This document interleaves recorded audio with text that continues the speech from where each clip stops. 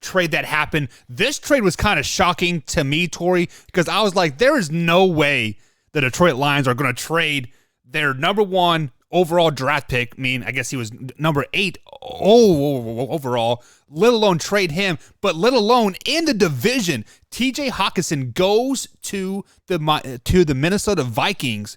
How is this going to affect his fantasy football stock, along with Justin Jefferson and Adam Thielen and Kirk Cousins, etc.? Break down that whole offense for me. So, again, kind of one head scratcher because you trade it within the division. Like, that almost never happens. Like, that's usually, why would you want to make your opponent better with one of your better players? I don't think it changes schematically very much for the Minnesota Vikings. Even when they had Pete Kyle Rudolph had probably 2 really good years in a row. Other than that, you really didn't hear much out of Kyle. How much have you heard of Kyle Rudolph in the last 3 years since he left? Very slim. Not really anything.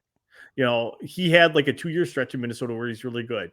The thing is Irv Smith was like the next coming of going to be the next great tight end in the league. How much have we heard of Irv Smith even?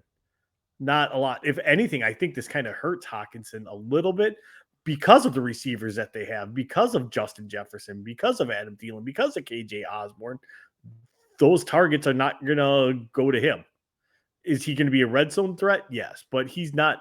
I don't see his production like upticking anywhere like it was like in Detroit.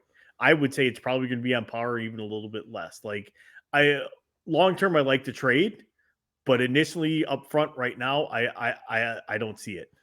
So you said TJ is going to kind of be that red zone threat. Do you kind of take touchdown possibility points over yardage points for a tight end like TJ Hockenson and maybe take him over like a Zach Ertz? See, now I wouldn't put him over Zach Ertz because Zach Ertz is fully ingrained into that offense. And actually, in our league, I think I just picked Zach Ertz up and I'm starting him. Yeah, starting him this weekend. Yeah. Did you? Yeah. Thanks, buddy. You're welcome. Although I dropped Mike Gesicki in our league, and that was kind of dumb. Right. Like, he hadn't done nothing. I dropped him. He scores touchdowns every week. And I'm like, son of a. Right. Well, but I had him and Hockenson, so. You got to pick one, right? But, right. And, like, I actually put Hockenson on my bench because, again, tight end, brand new system. He's not even been there a week.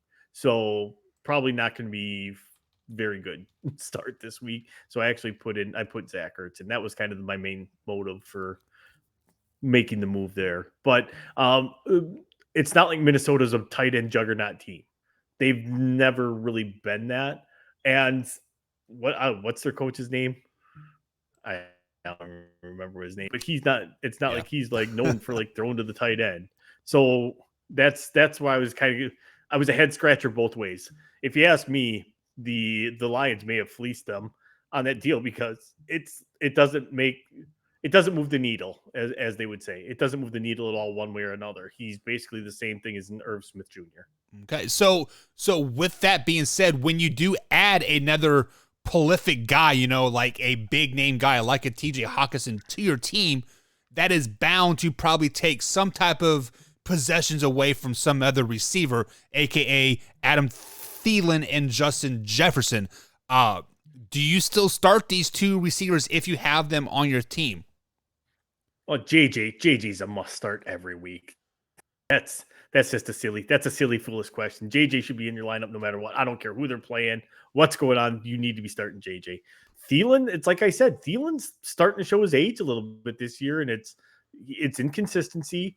And again, the name I brought up early in the year, KJ Osborne, is starting to kind of pick up as we get into the year now. So, and I kind of figured KJ Osborne might start stepping up. I think by the end of the year, KJ Osborne's probably starting opposite JJ, and they're going to maybe move Thielen into that slot role.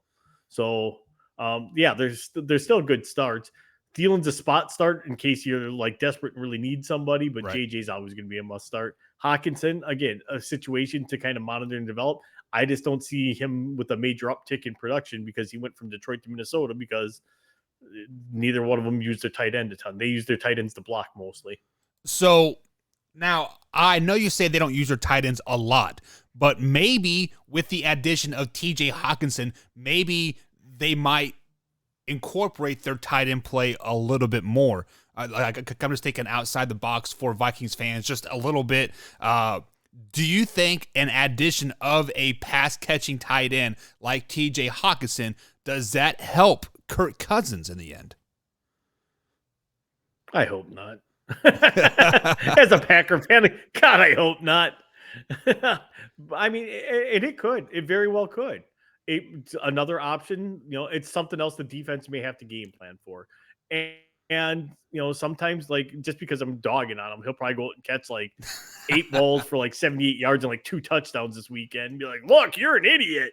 Well, guess what? It's fantasy football. I'm not right 100% of the time, and I'll openly admit that. I make mistakes too. Like starting Brian Robinson last weekend thinking he was going to have a decent game, and that cost me with his 0 points. Yep. That cost me my win. How about this?